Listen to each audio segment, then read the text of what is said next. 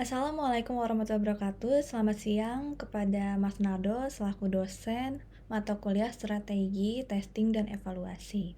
Perkenalkan, saya Kayla Alivia Putra Hendrawan, dan hari ini saya mau membawakan studi kasus tentang bagaimana tim event AWF 2025 belajar dari feedback negatif yang kami terima. Jadi fokus presentasi kali ini adalah bagaimana kami mengubah feedback itu menjadi peluang untuk meningkatkan kredibilitas brand. Selama proses menuju AWF, saya menjadi bagian dari divisi event yang bisa dibilang adalah fondasi dari keseluruhan acara.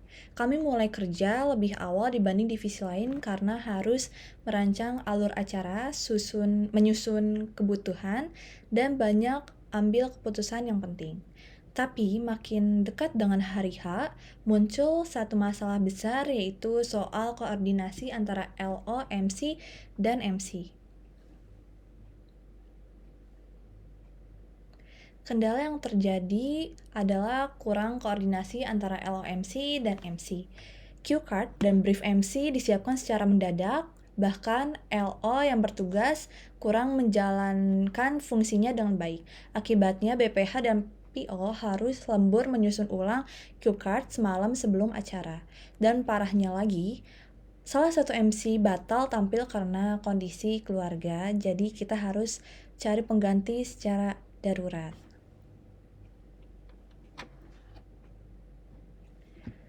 Berikut ada bukti proses menjelang hari AWF.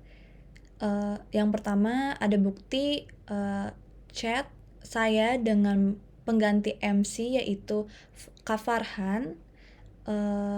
Di situ Kak Farhan meminta untuk cue card-nya segera diberi pada tanggal 16 Mei yaitu hari sebelum AWF akan diadakan yaitu 17 Mei.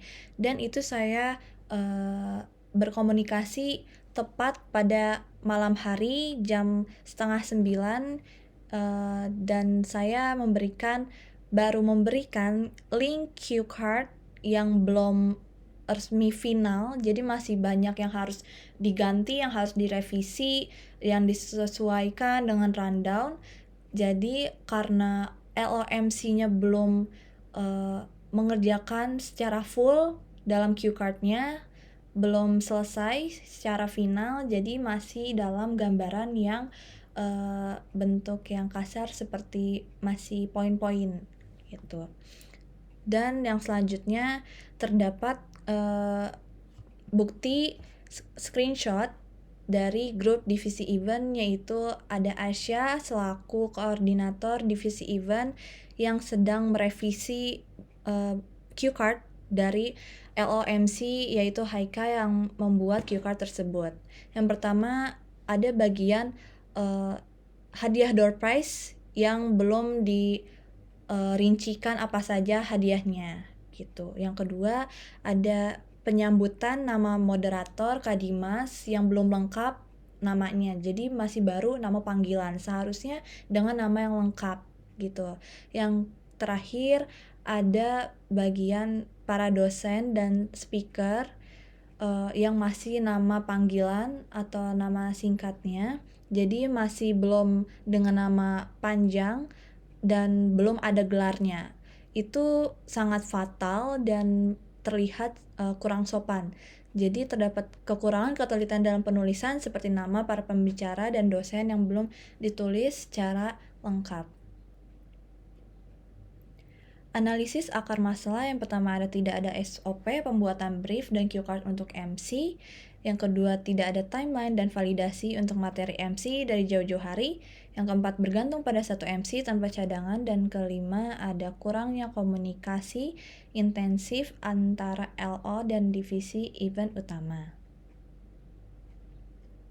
Dampaknya MC terlihat tidak siap dan pengalaman peserta terganggu dan kredibilitas acara juga bisa menurun karena hal ini. Jadi, strategi solusi yang akan saya buat yaitu adalah mulai pertama bikin SOP dan template cue card standar yang harus fix H-3 lengkap dengan briefing online dan onsite. Yang kedua ada menyiapkan sistem MC cadangan sejak awal. Jadi kita nggak bergantung nih dengan satu orang aja. Dan yang ketiga ada kami belajar pentingnya improvisasi cepat saat kejadian darurat. Kita langsung cari pengganti lewat relasi dan sosial media. Untungnya MC yang batal juga ikut bantu mencarikan pengganti MC tersebut.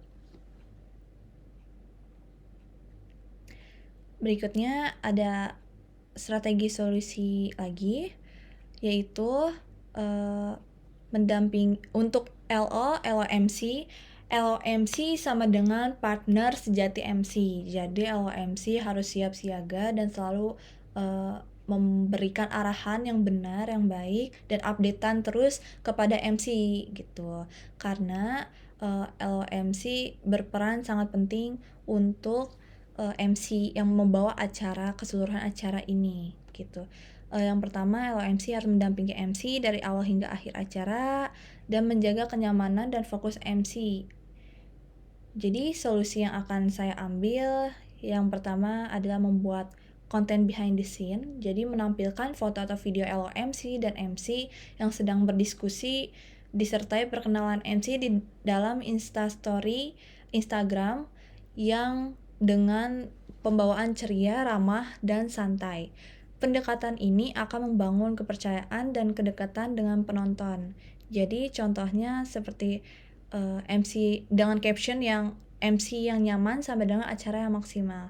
Jadi dalam video itu nanti akan kayak ada perkenalan dari MC dan beliau membawakan perkenalannya itu dengan ceria dan cheerful agar bisa menarik trusted audience untuk mempercayai MC bahwa MC ini yang terbaik, yang terpercaya gitu.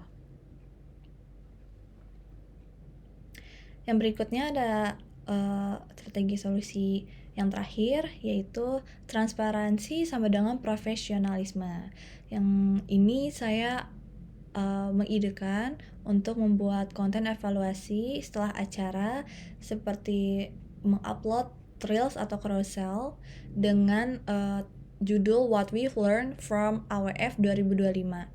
Slide konten itu jangan seperti tulisan kurang briefing MC nih, bukan, tapi harus dengan tulisan solusi.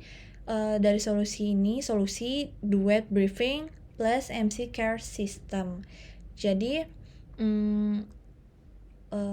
isinya itu harus yang jujur, mulai dari apa yang salah sampai apa yang kita lakuin buat membenarkan. Ini jadi bukti bahwa kita bukan panitia yang defensif, tapi justru punya growth mindset gitu. Hasilnya apa yang akan kita capai dengan adanya solusi-solusi tersebut? Yang pertama, panitia terlihat terbuka dan bertanggung jawab. Yang kedua, audiens dan partner makin percaya. Yang terakhir yaitu tunjukkan nilai growth mindset dan profesionalisme dari acara AWF ini gitu. Jadi, kesalahan bukan berarti adalah akhir dari cerita, tapi awal dari sistem kerja yang lebih baik. Dengan perubahan nyata, kita bangun brand credibility lewat aksi bukan janji. Dari situ semua kita pelan-pelan bangun ulang kepercayaan publik, panitia kelihatan lebih profesional, terbuka, dan kolaboratif. Jadi kesalahan ini bukan akhir cerita, tapi justru titik balik untuk tumbuh, dan dari proses inilah brand credibility AWF akan bisa meningkat. Terima kasih, sekian presentasi dari saya. Wassalamualaikum warahmatullahi wabarakatuh.